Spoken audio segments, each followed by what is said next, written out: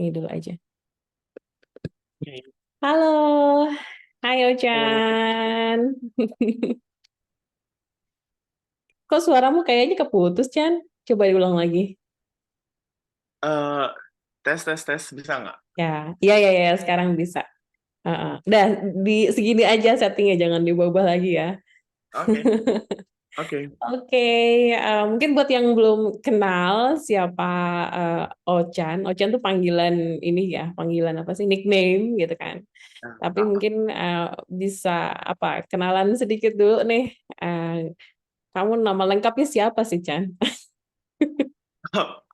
ini selalu ditanyain beberapa orang juga sih, apalagi yang pertama kenal gitu kan. Soalnya kan biasa kan ada beberapa yang followan IG kan. Kenapa kok nama kamu beda dengan nickname kamu? Oke, sebelumnya tuh nama aku Gusti Dwiva Holik Zwageri. Ya sebenarnya artinya mungkin anak apa ya? Anak kedua yang kreatif dan yang kokoh.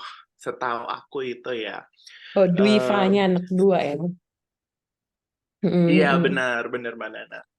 Dwifanya ibaratnya anak kedua gitu. Aku memang in fact anak yang kedua dari berempat saudara. Oke, terus Terus aktivitasmu apa nih sekarang nih? sekarang kebetulan aku lagi ini sih Mbak preparing untuk job. Ada Halloween event di kampung halaman aku, ada Halloween event dan aku juga punya kru kreatif yang mainly kita handling soal performance ya. Mhm. Awal basisnya itu cuman K-pop dance cover, tapi sekarang kita udah handling banyak creative things juga, kayak misalkan modeling juga ada, kita ada beberapa talent modeling gitu, kita ada beberapa misalkan kalau mau fotografer juga ada gitu, dan makeup Mhm. juga ada gitu.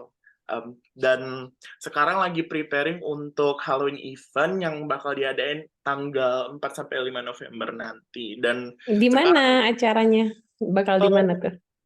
di Kalimantan Barat di Ketapang Oh, specifically nanti selenggaranya di mall di City Mall gitu Mbak. Jadi nanti kayak di tengah-tengah mall-mall gitu deh ya. oke. Heeh. Dan kesibukanku selanjutnya sih mungkin kayak cuman simply aku kan orangnya suka ngeliat sesuatu yang visualizing gitu ya Mbak, yang sangat-sangat menonjol di mataku gitu, dan yang sangat menonjol di mataku dan telingaku. Karena aku merasa kayak I feel things when I see things and when I hear things gitu kan. Jadi aku juga lagi aktif untuk ngeliat-ngeliat beberapa film juga untuk di-review gitu. Kemarin aku juga baru selesai review Barbie the Movie yang bakal aku share sama HI Cine. Nanti look forward to it ya guys. Di mana Gitu. itu? Itu kamu reviewnya bikin podcast atau nulis atau apa reviewnya bentuknya? Itu aku nulis sama Nana kebetulan nanti. Oh, oke. Dan nanti bakal dirilis di acara HI Sini gitu. Nanti dirilis di media sosialnya Cine. Oke, berarti kita look forward ya untuk baca reviewnya Auchan tentang film Barbie yang kemarin juga box office ya, film Barbie. Ya, box office number one juga sih, high selling gitu, Mbak. Oke, oke. Nah, terus sedikit back story nih ya. Hari ini kan kita ngobrol karena kayaknya beberapa minggu yang lalu aku sempat upload apa ya upload IG story gitu kan. Terus ini aja sih waktu itu aku sempat nanya, ada yang mau ikutan apa ya? Ada yang mau gabung ngobrol nggak gitu? Karena sebelumnya aku kan sempat upload podcast aku bareng Falah gitu ya, mahasiswa HI UGM juga yang kemarin ya cerita-cerita tentang pengalaman hidupnya dan kegelisahan yang dihadapin. Aku pikir tuh kayak asik juga ya bisa ngobrol santai gitu dengan mahasiswa dan ini obrolan yang di luar materi kuliah gitu ataupun di luar skripsi ya Chan. Udah nggak Benar, ngomongin skripsi benar. lagi ya kita. Ngomong-ngomong BTW Ochan ini mahasiswa bimbingan skripsi ya. Dulu ya Chan, dulu kita masih dosen mahasiswa. Sekarang kita sudah kolega, kakak-kakak gitu ya. Kolega sesama Kalau gitu. sesama sesama apa? UGM Citizens jadinya, Mbak. UGM Citizen, oke, sesama citizen. Nah, terus Ochan sempat salah satunya yang DM aku ya, bilang Ochan minat untuk ngobrol, kita rekam di podcast ini. Nah, boleh share nggak, Chan, waktu itu apa sih yang kamu DM? Kamu pengen bahas apa di podcast ini? Nah, kebetulan aku kan udah spoil juga kan tadi beberapa di perkenalan awal aku. Kan Mm-mm, ngomong apa sih sebenarnya kayak yang bisa dilakukan sama anak-anak HI post college days gitu, apakah setelah graduate gitu. Aku sih mau ngomongin mm-mm, betapa mungkin ini nggak terlalu identikal sama skripsiku ya, tapi setelah aku eh, baca-baca dan explore apa yang aku dapat dari skripsi aku mikir kayak mungkin IR itu bisa seluas itu gitu loh, Mbak. Dalam arti, in a sense, kayak misalkan diplomasi. Aku mikir kayak apakah ada perkembangan diplomasi, jenis diplomasi yang lainnya juga gitu kan ya. Karena mm-mm. pertama, mungkin aku merasa kayak sampai sekarang itu, dan aku juga kebetulan kan ada beberapa datang ke kelas-kelasnya Mbak Nana juga kan, dan murid-murid sekarang juga, mahasiswa-mahasiswi sekarang juga sangat tertarik sama dunia STER ya, intinya itu yang seni, yang fashion, yang music, yang film, and other related things juga kan. Aku mikir kayak apakah ada bisa terobosan, mungkin bukan terobosan sih, lebih ke kayak uplifting agenda about fashion diplomacy gitu ya Mbak. Karena aku Oke. mikir fashion diplomacy.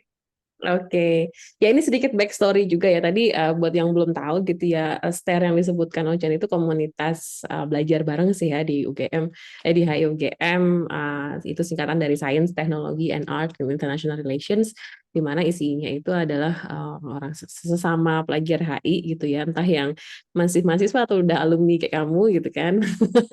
Yang punya ketertarikan di isu-isu tentang tadi ya iptek, teknologi dan seni dan bagaimana sebenarnya isu ini tuh saling tumpang tindih gitu dengan isu HI dan ketika kita undermine atau ketika kita sideline isu-isu ini jangan-jangan pemahaman kita mengenai HI itu tidak utuh gitu kan.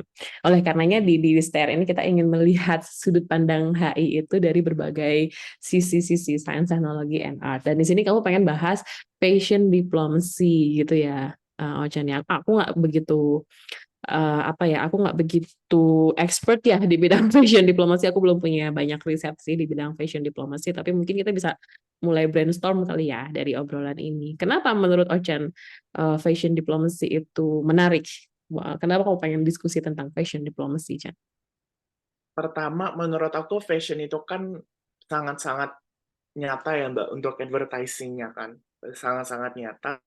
Dan menurut aku juga kebetulan belum banyak riset juga, tapi aku ngelihat dari beberapa real life events dan juga apa ya pengaruh dari influencer dan juga bagaimana cara mereka networking antara satu brand, antara kayak image satu brand atau kultur dari satu negara yang istilahnya tanda kutip ditumpahkan dalam fashion seperti kayak motif-motifnya mereka itu bisa kayak bikin amaze dan networking seluruh negara itu menurut aku it's something that is precious dan juga apa ya something needs to talk about more juga sih karena pertama Mhm. menurut aku yang pertama adalah the rising of Gen Z in apa ya dalam ngobrol soal suatu topik baik itu banyak topik yang lainnya gitu kan Mbak. Aku mikir kayak untuk pertukaran gen sekarang bukan pertukaran sih apa ya bahasanya lebih ke kayak transformasi gen sekarang dari milenial atau mesh atau collaboration dari milenial sama Gen Z itu menurut aku nyata banget dari apalagi sekarang pembahasan STER atau pembahasan seni itu juga lumayan sudah diangkat dalam beberapa topik misalkan ternyata di apa ya cultural diplomacy itu apa gitu aku mikir kayak fashion diplomasi itu penting mungkin karena ini ya Mbak kita lihat kita lihat kilas balik aja sih ke Hari Batik Nasional kemarin itu juga Mhm. itu salah satu apa ya event yang sangat-sangat apa ya yang sangat-sangat turning point gitu loh Mbak yang jadi kayak apa ya sangat ini kalau misalkan kita dapetin potensi dari fashion diplomacy ini mungkin kayak sesuatu yang menarik juga untuk diambil dari isu HI misalkan ternyata dari apa ya diplomasi dari batik misalkan diplomasi batik gitu bisa bisa menciptakan networking yang dari Indonesia untuk negara-negara lainnya juga gitu. Karena mungkin hari ini juga sih ada yang menarik itu waktu itu ASEAN Conference kalau nggak salah waktu itu, aku lupa exact date-nya dan exact topiknya apa ya waktu itu. Tapi ada beberapa pemimpin negara itu juga menggunakan batik untuk kayak cara menghormati dan juga cara mereka berdiplomasi antar sesama negara itu juga. Jadi menurut aku fashion diplomasi itu bukan sekedar kayak cuman kita untuk bergaya doang gitu ya Mbak. Karena aku mikir kayak terkadang aku mungkin ini bukan personal touch sih ya, tapi apa ya Mbak, aku tuh kurang suka sama misalkan orang menyepelekan misalkan kamu kalau misalkan IR apa ya mahasiswa IR tapi kok kamu ngomongin fashion mulu, kamu ngomongin sesuatu yang kreatif dulu, kayak we want to talk about kayak misalkan peace reconciliation itu gimana sih, kayak genjatan senjata itu gimana menurut kamu. I think kayak menurut aku IR itu there's a lot more to talk about gitu others than that things, tapi for sure of course pasti IR itu sangat-sangat identik dan sangat-sangat sering apa ya, sangat-sangat tradisional untuk dibahas tentang peace reconciliation-nya dan juga untuk apa ya, networking misalkan economic collaboration yang lagi happening banget. Menurut aku ya economic itu juga Mhm, mhm, lagi happening banget juga kan. Dan apa ya Mbak, mhm, fashion diplomasi itu juga mungkin bisa apa ya, bisa ngomongin soal sustainability-nya juga sih, dan juga bisa nge-tackling antara problem-problem lainnya juga gitu. Mungkin bukan mhm, fashion diplomasi sih, tapi fashion in general dan juga bagaimana IR um, melihatnya secara garis besar gitu. Karena menurut mhm, aku ada beberapa advertising yang bisa kita lihat juga, advertising dari high end brands kayak misalkan Gucci, Prada, Louis Vuitton atau apa segala macam itu, mhm, mereka ada fashion show yang bilang ini adalah pagelaran kita yang soal koleksi ready to wear sama haute couture. Haute couture sama ready to wear itu kan mungkin beda juga ya Mbak. Kalau haute couture mhm, itu biasanya desain yang lebih, I would say kalau misalkan in a simpler way to understand haute couture itu sesuatu desain yang sangat-sangat ekstravaganza gitu loh. Maksudnya yang kayak oh desainnya yang nggak kita pikirin ternyata kok bisa ya ada baju kayak gini, atau nggak oh bisa nggak sih kita pakai baju ini gitu untuk kayak sehari-hari gitu. Dan ternyata mereka juga ada bikin ready to wear. Ready to wear itu lebih ke kayak misalkan jaketnya atau baju-baju biasanya kayak gitu kan. Jadi dari sini aku mikir gini sih, mungkin ini secara kasar aja. Dari sini ternyata high end brands itu juga ngebentuk suatu kelas gitu ya Mbak, classism dari fashion itu tersendiri. Jadi haute couture ini meskipun ekstravaganza desain-desainnya itu, tapi uh, apa ya, kaum kaum borjuis, kaum kaum yang kelas atas itu pasti dia mau tetap kayak apa ya, aku pengen pakai yang haute couture ini gitu, aku pengen deh gitu, bisa nggak kalian bikin ini bla bla, untuk kayak suatu statement bagi mereka gitu, suatu statement bagi mereka, oh ini nih aku pakai haute couture Chanel yang season bla bla bla bla segala macam gitu kan, kayak to show them, tuh kayak untuk validasi kalau oh aku valid gitu kan untuk untuk ke society. Dan juga kamu sih misalkan yang di ready to wear, ready to wear mah yang biasa-biasa aja gitu toh, tapi dalam tanda kutip biasa aja tapi tetap untuk mass public gitu kan, masih cukup pricey ya kalau kita ngomong soal high fashion brand gitu. Jadi aku mikir kayak untuk fashion sendiri aja mereka itu nge-tackling apa ya, untuk high end itu nge-tackling apa ya, kayak keseluruhannya itu belum tercapai sih Mbak. Maksudnya kayak mereka pasti ada campaign, misalkan Barbie ini. Aku yang nggak sukanya adalah fashion Barbie itu semakin ke sini semakin apa ya, semakin menurun menurut aku kualitasnya. Pertama kayak mhm, mereka mau mendorong inclusivity gitu ya Mbak. Tapi kayak waktu Barbie Barbie zaman dulu sebelum sebelum campaign inclusivity ini sangat-sangat uplifting agendanya, fashion Barbie itu sangat-sangat glamor istilahnya gitulah, glamor gitu kan. Jadi kayak ketika mereka udah mau nge-reaching inclusivity ini, mereka malah kayak ngerasa oh ya udah kita boleh inklusif ini tapi kita kayak promoting promoting ya cara baju mereka gimana gitu, orang-orang yang difabel itu gimana cara mereka pakai baju dan apa yang possible fashion dari mereka gitu.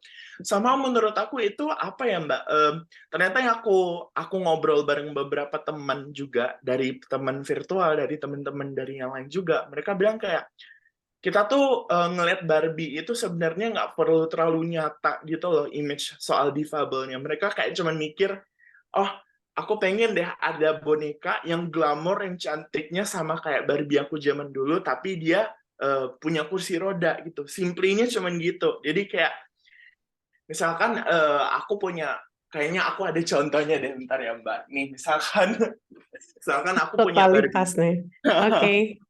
Soalnya aku punya Barbie ini. Terkadang tuh ya Mbak, yang menjadi problem sekarang itu, em, mereka malah nggak bikin Barbie difabel itu seperti ini, tapi mereka bikinnya tanda kutipnya malah ibaratnya tuh mempromosikan kalau Barbie yang difabel itu jelek. Padahal kayak kita bisa kita bisa cantik dalam segi apapun gitu loh menurut aku ya Mbak. Jadi mungkin yang aku nggak sukanya juga inclusivity dari fashion brand dan juga brand-brand yang bergengsi lainnya itu seperti itu. Jadi kayak mungkin itu dulu sih Mbak, maksudnya kayak Ya, mungkin ini sih ya, supaya kita bisa lebih terstruktur gitu ya obrolannya. Karena aku pikir tadi ada beberapa poin menarik yang Ocan sampaikan gitu kan. Dan aku pikir kalau tadi aku sepakat misalnya idenya Ocan bilang bahwa anak HI itu nggak harus selalu ngomongin tentang hard politics atau hard powers, hard issues gitu kan.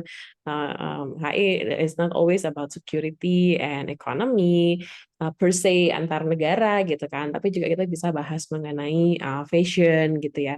Nih aku mau share nih, aku nggak tahu Ocean udah tahu buku ini apa belum gitu ya.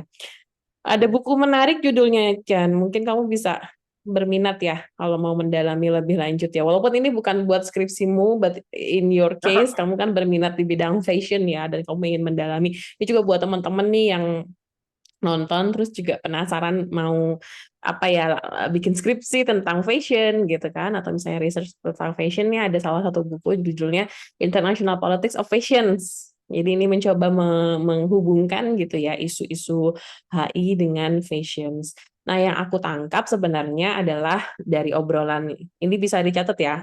Ini bukunya tahun 2016-17 ya. Mungkin sekitar udah berapa tahun? Berarti 8 tahunan lah ya. Bicara tentang International Politics of Fashion, editornya Andreas Benke ini.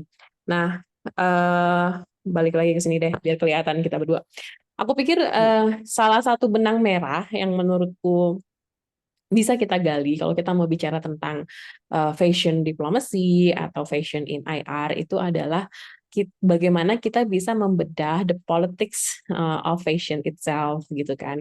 Kalau misalnya tadi kamu bicara tentang manekin, bagaimana seringkali manekin itu sebenarnya adalah sebagai sebuah symbolic representation kan sebenarnya, symbolic representation of ideal figure gitu kan. Dan seringkali kita bisa bilang, kita bisa perhatikan gitu kalau ngomongin manekin atau figur-figur boneka Barbie dan lain-lain itu, figur idealnya itu sangat tunggal gitu ya. Jadi yang kayak tinggi, langsing, terus ya body ideal gitu yang bahkan mungkin tidak begitu inklusif gitu kan. Dan itu sebenarnya kan kalau kita membedah the politics of fashion-nya, kenapa manekinnya bisa bentuknya kalau boleh bilang tunggal gitu, yang bodinya ideal gitu, maka kita harus mungkin argumennya adalah bahwa proses-proses itu tuh bukan proses yang netral secara politik gitu. Ada kepentingan-kepentingan politik di situ sebenarnya. Kita bisa bicara mengenai konsumerisme, kita bisa bicara mengenai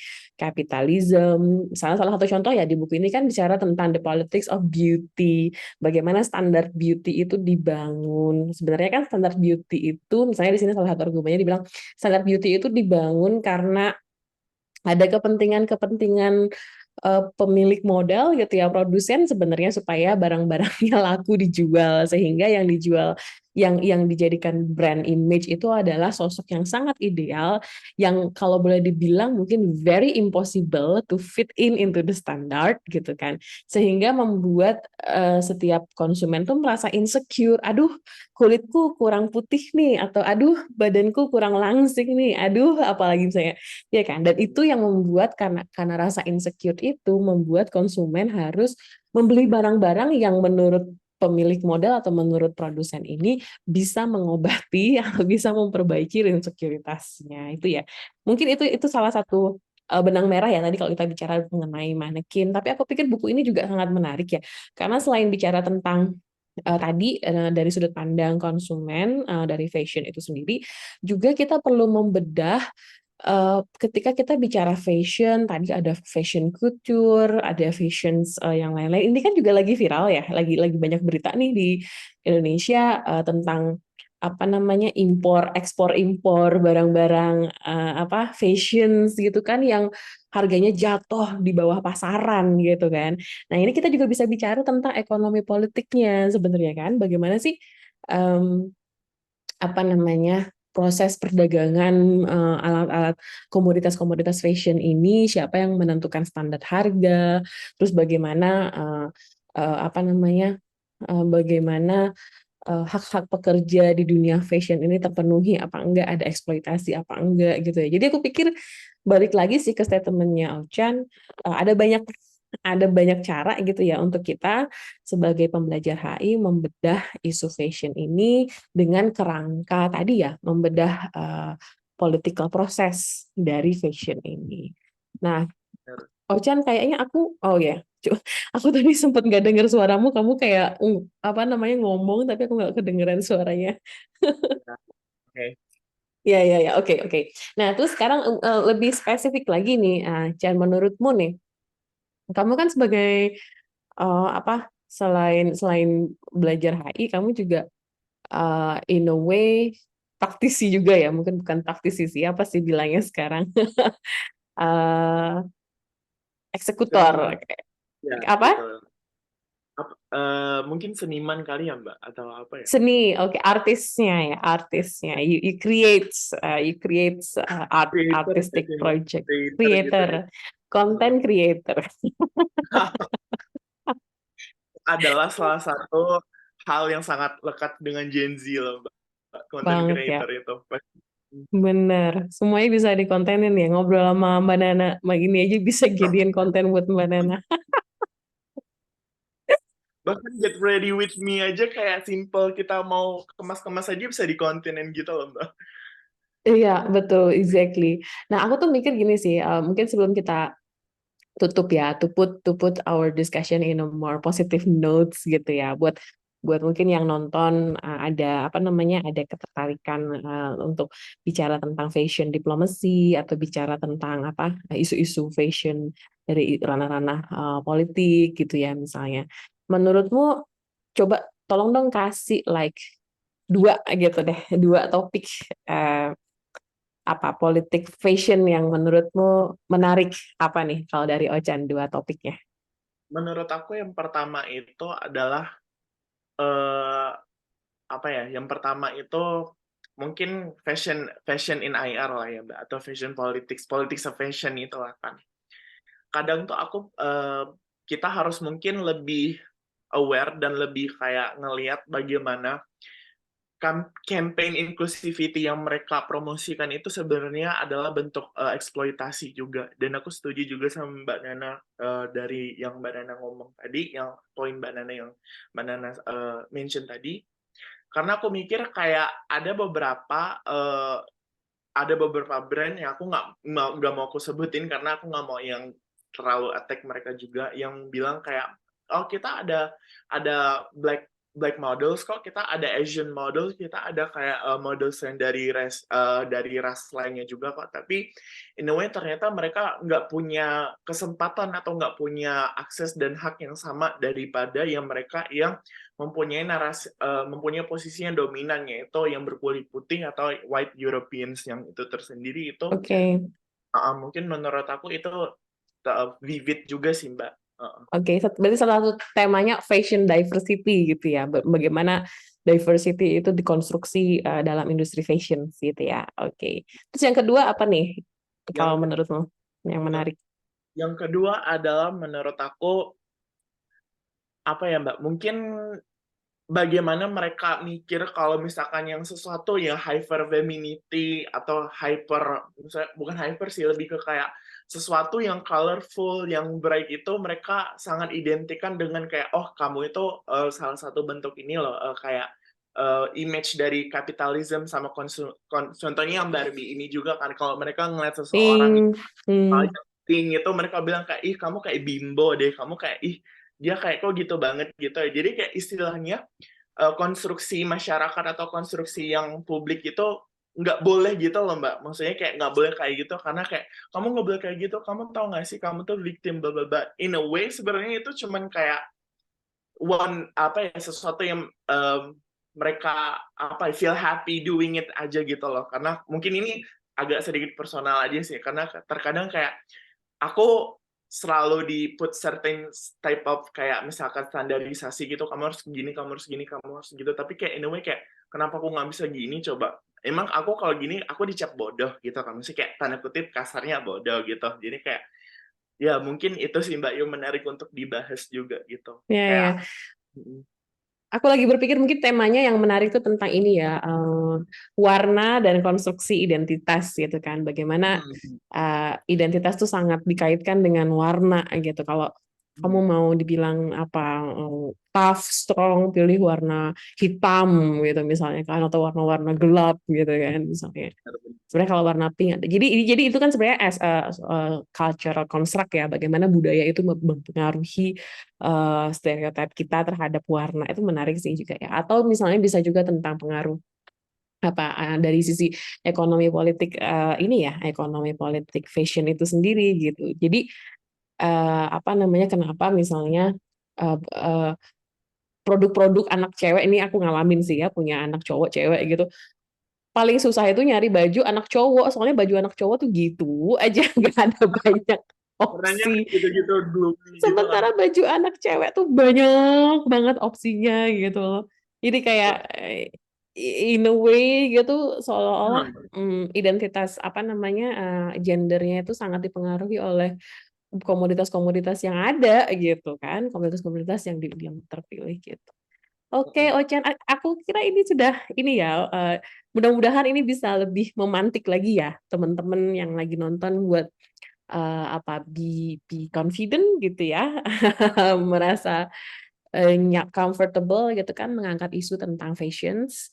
Kalau misalnya mau nulis skripsi tentang fashion, apa nih topik-topik yang bisa diangkat gitu kan. Terus diskusinya tentang apa aja gitu ya, Chan. Kalau last statement dari Ocean apa nih, Chan? gitu. Nah, nah itu makanya yang Mbak Nana bilang itu kan just be confident gitu kan. In a way kayak aku rasa orang sangat sangat apa ya sangat pengen kayak aku takut kalau misalnya aku ngebahas ini aku ngerasa terlalu stand out gitu. It's okay to be stand out in a good way. Aku mungkin dari aku karena kalau misalkan kamu nggak melakukannya sekarang kapan lagi gitu. Karena menurut aku chances will not come in a second time atau gimana gitu lah kan cara kalian mempersepsikannya gitu. Bagi aku juga karena kan skripsi kemarin juga lumayan challenging ya Mbak Nani ya untuk flashback gitu. Tapi in a way ternyata aku juga bisa menyelesaikan hal itu juga karena aku percaya kalau misalkan aku percaya sama diriku sendiri, aku bisa confident sama topik ini, aku akan melakukan hal ini itu juga. Dan kayak untuk yang soal fashionnya, untuk yang masalah fashion dan how people gonna judge you, how do you wear gitu, how do you look gitu, just kayak ignore them karena kayak apalagi sekarang kan kadang ada beberapa orang kayak mikir kayak ih ada orang yang apa ya aku pernah juga dibilangin kayak kamu makin makin wow ya masih kayak makin wow pas ada Barbie the movie ya in a way kayak mereka nggak pernah tahu history atau kayak the story behind kenapa kita milih hal itu bisa jadi karena Barbie itu adalah teman kita growing up atau kayak Barbie itu sebagai apa ya teman kita menjadi confident gitu Jadi menurut aku kayak just be apa ya, be have have drive gitu, have faith to yourself gitu. Jadi kayak no one's will gonna put you down gitu, karena aku juga I'm dealing with a lot of stuff, tapi kayak just want to tell you that you guys are not alone gitu. Dan untuk teman-teman juga yang misalkan yang lagi nonton ini tertarik untuk bahas fashion bareng aku juga feel Mhm, free mhm. to Kemana ya kontaknya, Chan? Boleh kontaknya kemana? nanti ke Instagram aku ya. Ini Ada tapi di link di Instagram bawah. Yang mana? oke, IG-mu banyak, nanti share yang aku boleh share ya? yang boleh boleh boleh. Yang ini aja Mbak, yang waktu yang aku DM Mbak Nana itu, yang Chan Oke, itu. Yang oke itu. deh. Oke, sip-sip nanti boleh ya teman-teman kalau mau apa namanya kontak Ochan di link di bawah. Kayak Oke, ya. Ochan. Oh, thank you banget ya Ochan waktunya. Good luck buat acara Halloween-nya bulan depan. Jangan lupa terus membawa semangat-semangat stare kemanapun kamu berada, Chan. Keep Share staring. forever. Share forever. Aku sama Emma Eh, sama Stare, Mbak. Kita adalah Stare. Alhamdulillah, stare ambassador. Oke, Ucan. Aku tutup dulu ya. Oke, dadah. Ya. Dah.